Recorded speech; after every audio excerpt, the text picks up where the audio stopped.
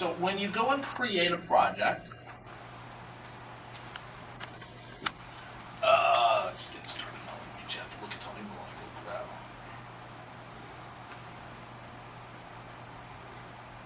We should give it a better name than that.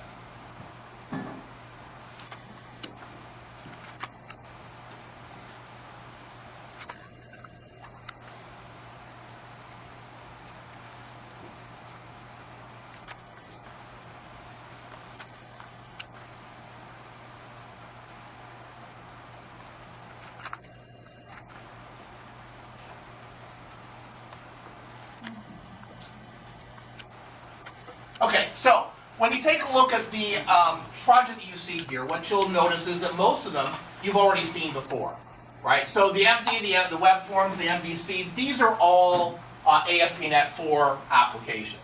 The ASP.NET 5 applications are ASP.NET 5 Empty and ASP.NET 5 Starter Web. Do not think for a moment that this is what it's going to look like when this, by the way, I'm running Visual Studio 2015 preview. Don't think for a moment this is what it's going to look like when it goes live. Okay, this is just kind of their first cut at what the template is going to, what the templates are going to be. For the moment, I'm going to pick the starter one because the empty one is actually truly empty. I mean, as opposed to the empty that you see up there, which really isn't quite empty, this empty is empty. Yeah, I know. It's kind of unusual for We'll them. just leave it at that. It's actually unusual for them. It is. It's massively unusual for them. It basically is, why don't you add some files now? Whereas my sample application at least has some things that are, make my life a little bit easier. How dare they trust that developers are actually competent? Well, okay, I'm gonna kind of back that one up a little bit. No, what they want to make sure is that if you are a typical developer, you're given enough of a basis that you can actually launch your application to start. That's not a horrible assumption to make. Most developers, if I gave you an empty project, okay, and I was in this room, if I gave you a blank, empty Visual Studio project, how many people here could add all the stuff necessary to be able to create a web application?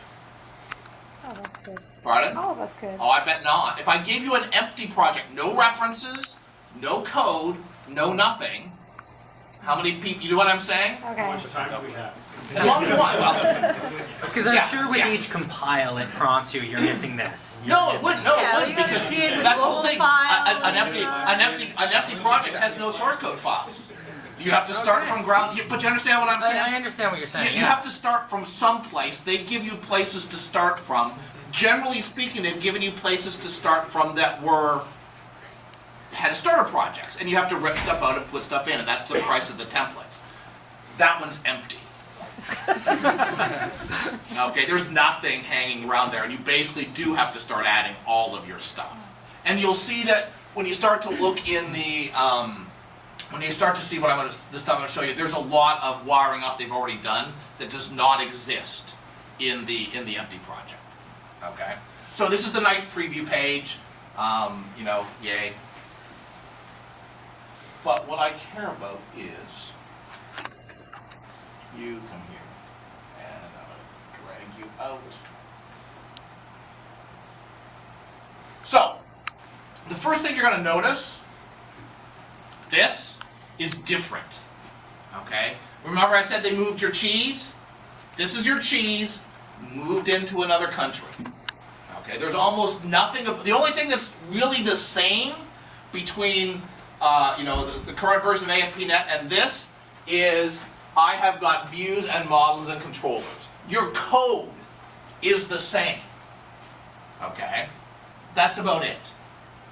So, we'll kind of go right from the beginning. First of all, there's no CSproj file anymore. CSproj is gone. Instead, and by the way, there's no XML by default. Okay? There's no config file. Your project file, what you use to identify things, not XML either. Instead,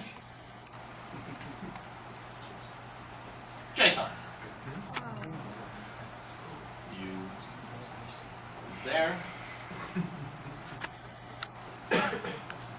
Okay. So this project.json is basically the functional equivalent of your CS proj file. It's basically the thing that lists what's inside of your project. It lists what your dependencies are. You can see we've got some version stuff up there. It's got some commands that end up being supported by your project. Okay, as commands, command line commands, as it turns out. By default, it supports two frameworks. It supports the ASP.NET 5, and it supports, so basically, the .NET 5, which is now .NET 2015, I believe we're calling it, because, again, I sit here, I go, Microsoft is actually smart about these things. So my question to you fine people, anybody know why the next version of Windows is not called Windows 9? There was check for Windows 95. That's exactly right. That's the kind of thing I'm talking about with respect to Microsoft actually thinking about stuff, because I would have called it Windows 9, and I would have broken all kinds of crap. So basically, for those of you who didn't get that, the problem is that there's checks that software has that was written in the 90s that's looking for Windows 9 star. Windows 9 matches Windows 9 star. They didn't want pieces of software written in the 90s getting confused about whether it was running Windows 95 or Windows 98. So therefore, Windows 10. Did you do that through like the product teams? Because I've never heard that story. Yeah, It's on their blog too. Somebody- yeah, I heard it through the product team, because I asked the question, because, Yeah. why wouldn't you? Yeah. You're going to talk to somebody who knows this, isn't that like one of the first things you'd ask? What the heck are you thinking? Yeah, exactly. Right? Because, but by the way, this also goes back to what I said. They're thinking about edge case. Please, there's nothing I touch that ever looks for Windows 95 or Windows 98, right? They're still working on compatibility going back into the 80s. They have edge cases that we just don't come into our heads at all. Okay, they're not going to be breaking compatibility. Where's my pinball? Well, the problem you run into is individual applications might have broken. See, individual applications like that did things you're not allowed to do anymore. And you're not allowed to do them because they were causing things to crash. Right? When was the last time Windows 8 crashed on you? Windows 8.1 crashed. 2 weeks ago. Oh yeah? What were you doing? Third-party application. Okay, yeah. Right? So one of the things you will notice here, by the way, this is a JSON object. Right? So this is the notation that has become the new XML. Okay? You've got the frameworks that are included. You've got things to not compile. Right? You've got scripts that run post restore to prepare them. So basically you're specifying all of your stuff inside of this JSON object.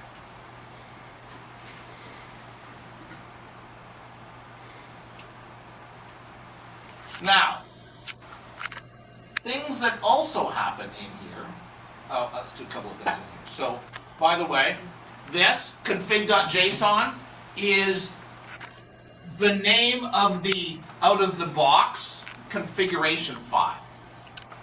Okay? No XML. And in fact, what happens is, and this kind of goes into one of the underlying premises here is, you only get the pieces of ASP.NET functionality that you want. Okay? Now, the starter project happens to use config.json. If you don't have anything in config.json, you don't need to load it up. It's actually loaded up in code inside your application. There is a file in here called startup.cs. And right in here,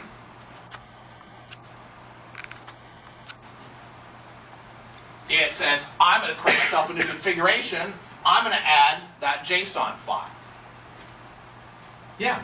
So I guess that you can Can you add multiples? You can separate some of your Ab- configuration. absolutely can. You can go dot add, dot add, dot add, dot add, dot add. So you keep your SQL stuff here and Absolutely can. Also, and it's subtle in here because, and this, by the way, also this is the pluggable example. Okay. You'll notice that second statement, add environment variables. Now, a config file is a dictionary, ultimately, of name-value pairs.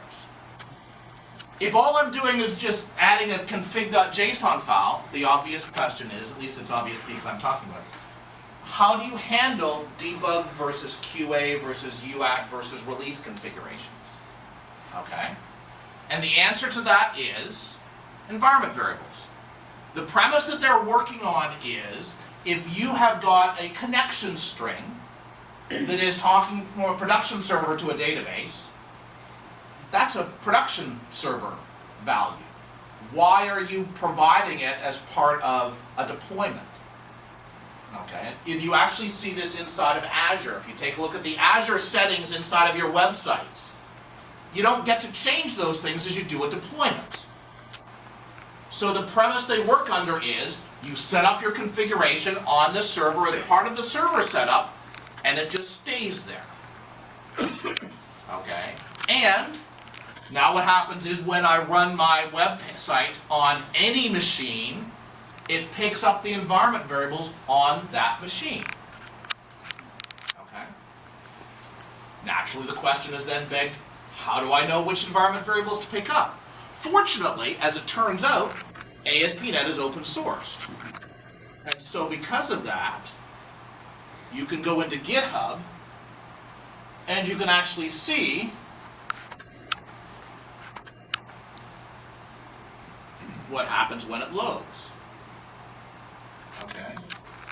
And so what it's basically doing is it's going out and getting the environment variables and it's running them through a link query. And the kind of environment variables it looks for have these kinds of extensions on them.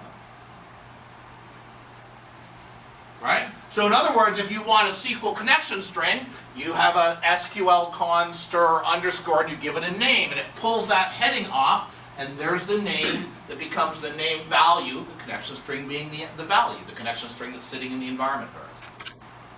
Okay? If you want to extend this to be something else, guess what? You write a class that derives from base configuration source that has the functionality, does the overrides that need to be done. You go into your code and you go .add my variables, and now all of a sudden you've now hooked into the stream, hooked into that pipeline of how configuration is done. Okay? Don't want any configuration because you're not talking to a database? Guess what? You just simply don't add JSON Pop. You don't have to worry about its existence or non-existence to run your application. Okay? So like I said, the big thing here is you get to add the pieces that you want and you don't add the pieces that you don't want.